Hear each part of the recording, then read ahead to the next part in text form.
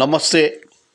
బీ5 ప్రేక్షకులకి ఈరోజు మంచి కార్యక్రమాన్ని అందించే ఉద్దేశంతో ఉన్నాము. ఇక్కడ జనగామ జిల్లాలో జరిగినటువంటి మంచి కార్యక్రమాల్లో రేపు 26వ జనవరిన ఒక 4 పథకాలను ప్రభుత్వం ప్రవేశపెట్టింది.